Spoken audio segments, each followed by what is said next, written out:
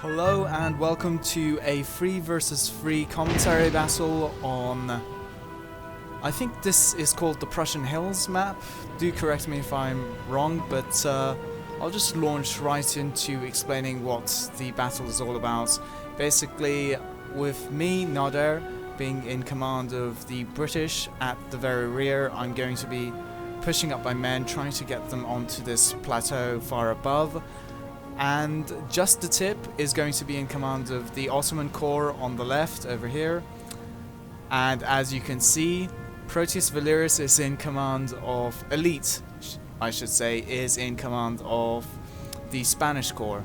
Except he has a division worth of guerrilla units encamped on the rising ground around the forested area as you go up. So what he's done has basically cut this side of the map, all of these 3 corps, right off from advancing speedily up the hill. This is quite a devious tactic. As you can see, he's heavily upgraded the Voluntarist Corona, and if you check out my own channel, you can see that he has quite a good habit of picking out some very nice guerrilla units, upgrading them and using them to deadly effect. Over here, I think his men are hidden for the most part, and yeah, they're still hidden. This guy has no idea as he's coming up that he's going to be walking right into a Spanish ambush, and there are the first shots getting off. I think onto his rifles mostly, and the 10th Hussars are going to come up pretty soon. It's going to be quite a humdrum battle over here. He's already sending supporting troops in form of hussars and cavalry right over to this division worth of hussars and lanceros, as well as tiradors and voluntarist corona, which do form square, I believe. Just as the 10th Hussars come in, mind you, he has some excellent cavalry, the British player on this flank. He has the lifeguards as well as the 10th Hussars, but thankfully just in time there's a downhill charge by the Hussars which kind of relieved the Voluntarist Corona, and this is the problem with going into square at the very last moment. Your men might actually be, caught up, and they might not be able to go into square for a long period.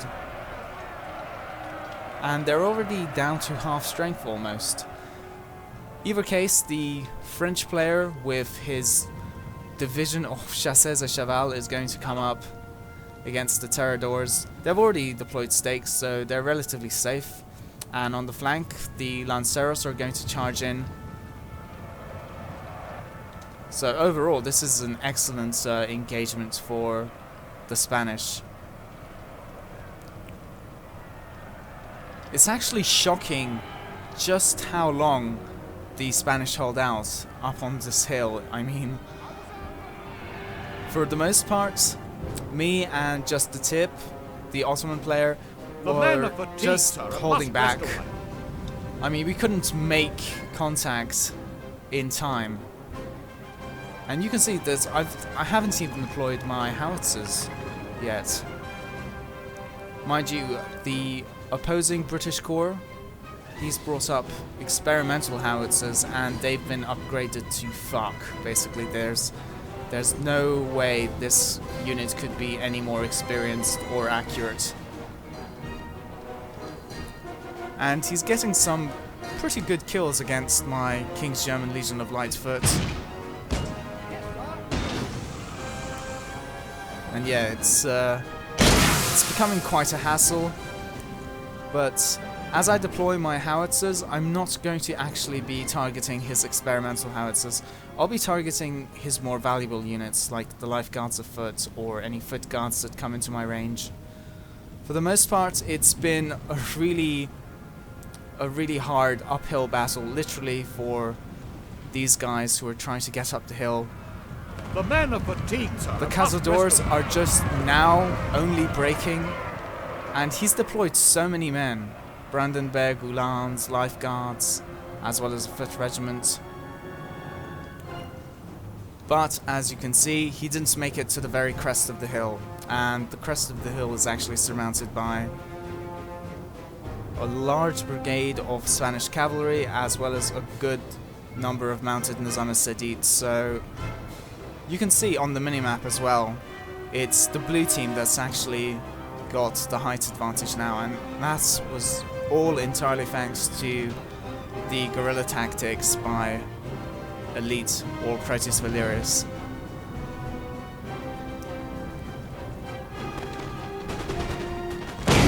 I'm not sure what happened here. The opposing British player, he just sent up his King's German Legion of Foot, and they've just basically rushed right into the face of my men until they finally routed. In fact, the British player, he's going to be leaving very soon, in fact. He's just going to quit. And I think it's mostly to do with the fact that his experimental howitzers, despite being overpowered, they're actually not that effective. He's invested so heavily in giving his unit chevrons that I presume he hasn't had much left in order to invest either in infantry or even in cavalry. But yeah, I mean, I would have been disappointed as well. He's done some damage to my light foot, but that's it, basically. And you can see, overall, most of the fighting until now has been done by the Spanish. The Spanish corps have been doing really well in keeping back all of these corps, all three of them, whilst me and JusttheTip have just been basically trying to rush up our men, get them to the conflict zones, and we've largely failed other than JusttheTip. JusttheTip was much more involved than myself, actually, I have to say. So he's actually helped by bringing up all of his cavalry to the crest of the hill, whilst I'm way back over here. I still have my elite units all the way back over here. So minimal engagement in the fighting. I've routed a single King's German Legion of Foot, and I'm targeting some valuable units with my 5-pounder howitzer. That's it, basically. There's nothing else being done by me. And finally, JusttheTip comes into play. He's bringing up his Nizam Sadid, and these guys are very soon going to be outranged, the foot guards. On this side, there's a beautiful charge by the hussars who go right past these voltigeurs, and they get in amongst the Swiss foot. I'm not sure what that was. Presumably it was these grenadiers who were on launching their grenades mode. There's a lot of friendly fire, by the way. The old guard are just firing into the backs of these grenadiers. It was pretty nice to see that charge, but here comes another one. Another column of hussars are going to come right in, but this time the Swiss foot, oh my god, what is that? The Swiss foot did manage to go into square, but I saw at least a dozen or two voltigeurs just being launched right into the air over the heads of these grenadiers of the line. So some really nice cavalry charges downhill on these poor voltigeurs. This voltigeur in the middle, it's down to 15 out of 60 men, and it still says they're losing. So quite a harsh climb up this mountain for the French corps. I mean, they've exacted a heavy toll from this French corps. These chasseurs à cheval are pretty beaten up. If you remember, they took up these... Where are those stakes? Well, I think most of them have been impaled on stakes, and then they got a Lanceros charge to the left flank. Here comes yet another charge by the hussars. That voltigeur unit didn't do that well, and this Swiss foot, it didn't manage to hold these guys back by forming into square, so they're just going to pass by that Swiss foot and get in amongst this column of Swiss foots who haven't formed into square. Those are grenades, by the way. they're doing just as much damage to his infantry as they are doing to the hussars. It's a shame that the Spanish hussars, they don't have excellent morale. Otherwise, they would have done exceedingly well in keeping in this fight and slicing and dicing Swiss foot, at least for a few minutes. But you can see the volume of friendly fire the French corps is giving to itself is quite horrible. And up in this forest, the problem is that the forces, the Allied forces in this forest are composed almost entirely of mounted units, so the chasseurs, that's the end of the chasseurs presumably, but here comes the main bulk of the French infantry. As shattered and as beaten up as they are going to advance against almost an entirely cavalry contingent. If he manages to move up his fusiliers of the line, and he has 3 regiments of them, so a hefty brigade of fusiliers can actually hold out in this forested area. And meanwhile, back over here, JusttheTip hasn't been able to unlimber his artillery or get them close enough. I myself have had very little impact, and this is the part where the British player, he just quit, and this is why his men are just advancing against my line in a suicidal frontal charge. I think the red units on the minimap, they signify the British corps that's just moved up against both JusttheTip as well as myself in this very narrow corridor between the defile and this promontory over here. So that's the end of the British corps pretty much, except for his, what are these, experimental howitzers. And JusttheTip is going to deal with the remnants of the British on the right here. I think by the end of this, he's only going to have his experimental howitzers and general left. The AI is, well, let's just say it's not the smartest substitute for a human player. But you can see that JusttheTip, he managed to ward off the chasseurs à cheval pretty easily, but now he's going to pull back behind the main line of fusiliers deployed by Proteus Valerious. And the high ground overall is still in our possession. You can see that if the French want to advance up against these fusiliers, they're going to actually advance uphill, and they're going to advance up a very heavily forested area. We have Artillery à pied. Now they must break.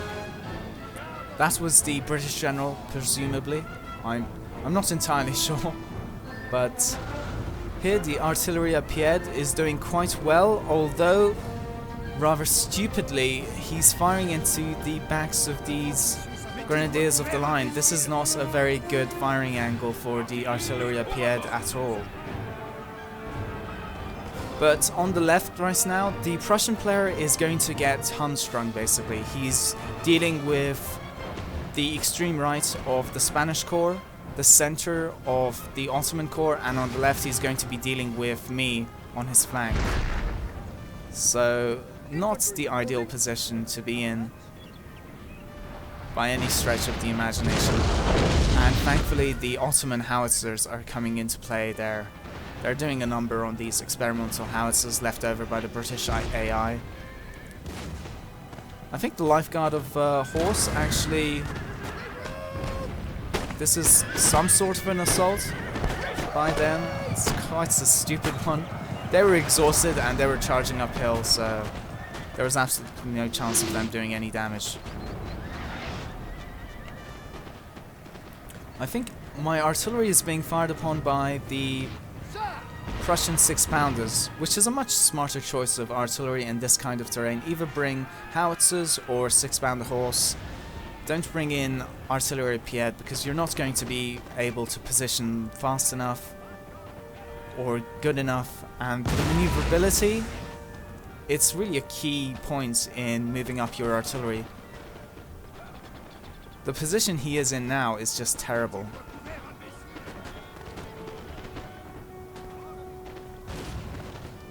I think overall the fight is going to go to the Spanish light infantry in this forest. These guys are slightly outnumbered and they're firing into a heavily shrubbed area. There's no way of really telling, so the accuracy is going to decline as well. But there's a contest going on between these musketeers who are deployed into a very deep 4-line formation against Proteus Valerious' very long, thin line. I'm not sure why they're not firing back though. I have no idea. Finally they start firing back on the right flank at least. So that was quite weird. Mind you, Fusiliers, Spanish Fusiliers against Musketeers. It's quite hard to tell who's going to win. These guys, I don't think they're going to have much of an effect. The firing angle is not great, and it's uphill in any case, so it's not going to be that much more effective than his own musketeers up here. But finally, you can see that the French are moving up extremely aggressively against this forested area and these light infantry by Spain. Proteus Valerious is going to move up to meet his advance. And the French do get the initial volley. But it's quite promptly returned by the Fusiliers. And only 2 have been brought up. 1 has been pulled back in reserve, I think. It would have been a good time for the mounted Nizam Sadit, yes, and just before I even say it, JusttheTip does send in the mounted Nizam, and this is going to wreak havoc on the French lines. I think these reserve lines of grenadiers, they're going to come in for launching their grenades. Mind you, the Prussians are going to intercept the cavalry charge by the Ottomans. Unfortunately, there are no more reserves of cavalry for the Allies on this flank. And again, that's destructive fire from the French grenadiers. Mind you, most of these guys are in square now, except for Proteus Valerious, who has formed up his men into line. I think the Spanish light infantry have finally decided to quit. And now the Prussians are going to fall upon these poor guys. They have no cavalry support of their own, so it's going to be a tough fight for them. I think in the distance another mounted Nizam Sadit regiment is coming up, but oh yeah, and this was me finally contributing something to the battle. And we just managed to rout 1 musketeer regiment. The 8th Life Regiment is going to be routed also, and this gives an opening for my 2 regiments of cavalry over here. Those are my howitzer shells going up right against his musketeers. And here it comes. His left flank has completely crumbled, and this is going to allow me to come up and flank his already very, very hard-pressed line. You can see that this musketeer regiment, even if I didn't flank it, it was going to crumble in any case. I'm going to charge his Silesian Schützen. I'm going to get his 6-pounder horse. He is going to get a nice firing volley right into the backs of my King's German Legion of Light Foot. I mean, Light Dragoons, sorry. But he's ignoring the fire coming right from his back by the Nizam Sadit. And I just charged him with the 15th Hussars. I peeled him off this 6-pounder horse and go right into him. Our men are running, sir. Yeah, my men don't make it to the next Silesian Schützen regiment, but it's clear that on this flank the Prussian left has crumbled. They've lost their artillery, they've lost a lot of their foot. Mind you, some of them are coming back. So the 8th Life Regiment had stopped routing, so did the Silesian Schützen. Still a very hard-pressed battle going on in this this forested area, another Swiss foot regiment coming up, just as the Walloon Guards make it up. I think the Fusiliers just charged down to stop these Swiss foot, so he's being halted in his tracks. And these guys have actually, they just received a terrible volley from that artillery à pied. So, but they're going to move off and flank this Cuirassier regiment. Finally, the Walloon Guards do make it over here. And it seems, yeah, the Allies did hold out here and they did win. So, on the furthest reach of the map, the highest point, the Allies are winning, the Spanish are winning. In the center, it's a similar story with the Spanish and Ottomans pushing into the Prussian center. And on this flank, it's just me chasing down and routing the remnants of the Prussian left. There's very little in terms of manpower left on this stage, so Silesia and Switzerland, they're going to get cut down pretty easily. The 8th Life Regiment also, they're going to get cut down. The 6-pounder horse actually stopped routing, and here you can see them unlimbering, but I bring up my light foot and that's going to seal their fate. They're going to start firing right into the 6-pounder horse artillery, and that's going to be it for them. They're going to rout. The 8th Life Regiment routed, so did the Silesian Schützen. These 15 Hussars have done a real number on their Prussian counterparts. Just look at that. 2 chevrons. You have to kill a lot of people to get 2 chevrons of experience. So that's the last remnants of the Prussians on this flank. One of our units has used all its ammunition, sir. I think that's it. The Lightfoot have actually run out of ammunition. You can see what little there's left of the Prussians on this flank, and in the center is going to retreat right up into the safety of the French Reserve, which is just a brigade of Old Guard, in fact.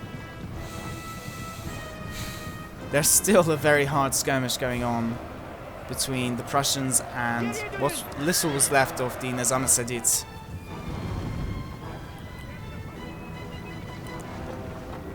I think this wooded area was abandoned, but it's going to be reoccupied by the Walloon Guards. And here comes more artillery shells from the howitzers. I think overall my howitzers did relatively well. I mean, they lost a single gun, but they've gained 1 experience chevron, which is a good sign. They've probably killed quite a few people. But overall my contribution to the battle was minimal, really, and exploitative.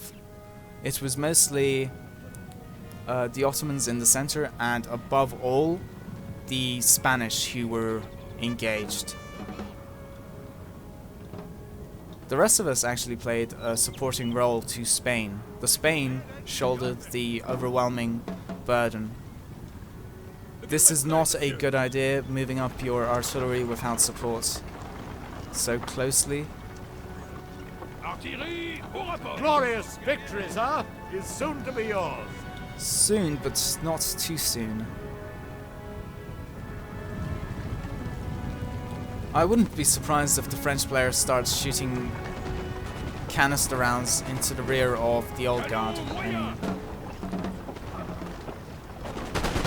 there goes the first volley from the Old Guard. I mean, I think the Walloon Guards are going to lose this in a relatively short time, despite there being a general right behind them. The Old Guard are just too powerful for that. And the Spanish general is going to charge the Old Guard for unknown reasons. I guess he didn't have any cavalry reserves, and he knew that if he didn't put the Old Guard into square, he was inevitably going to lose. So I guess he sacrificed his general just to keep his men in the fight. It's quite possible that they might win, because they do have a very good position over here. Why are these guys not firing? And it gives the Ottoman player enough time to bring up more So just a tip, he's brought up his Nizam-e-Sadit infantry and they're just going to fire into the faces of this old guard regiment which came out of square. Mind you, that morale boost is really not what we require at this particular point. More reserves are going onto this vegetated hill. Mostly Ottomans, as the overwhelming majority of the Spanish corps has been tired out. Unsurprisingly, since he's been holding off 3 corps basically. And finally, the William Guards are going to call it quits first. On this flank, it's going slightly better since they have firing support from another fresh regiment. But it's going to be a very costly victory overall. I can't count the number of engagements that have gone on just for the control of this forested hill. On the other flank, it's just us pushing up our very tired men up onto the rear and center of the Prussians, guarding the French flank. You can see on this flank, I've actually put my dragoons right behind their lines. So this brigade of foot guards, Prussian foot guards, they're going to be concentrated on me. And here I go for the charge. They do fire a volley, it kills just a single dragooner because of the terrain irregularity, thank goodness. They do go into square and that does push a lot of my men off their horse. I'm going for his general more than anything, so what I'm hoping for is that I'll slay his general, and maybe even then I'll go after the Prussian general as well. The men are fatigued, sir, and must rest a while. The morale of my men is wavering badly, but thankfully I think someone's going to bolster the morale of, it's the Ottoman general who charges into this artillery pied battery, and very soon he's going to bolster the morale of my dragoons. I think I might have missed it actually, he already did. And that's going to keep me in the fight long enough, to kill the French general. Oh no, someone else died. I think the Ottoman general died actually, or was it the Prussian general? I think it was the Prussian general, but the French general doesn't seem to want to die. He's just going to rout, he's just going to go into a headlong cowardly rout. Oh no, we do kill him actually, just as he's routing. So that's one thing taken care of. And that signals the very end of the battle, the French general's death. You can see in terms of both losses and kills, it really was the Spanish player's Proteus Valerious' game. He killed by far the most people and he suffered the most losses, whereas me, my engagement was really like exploitative. I was just chasing down people who were already routed, or close to being routed I should say. And just a tip, he had a more significant contribution, but even then he doesn't even compare to what the Spanish player did. So Proteus Valerious pretty much won this game all by himself, so good for him. I must reprimand the British player on the opposing team for leaving his teammates so early and just squandering what little he had left. But it happens sometimes. Anyway, I hope you've enjoyed that. If you have, then go ahead and subscribe to keep up with upcoming videos. Take care.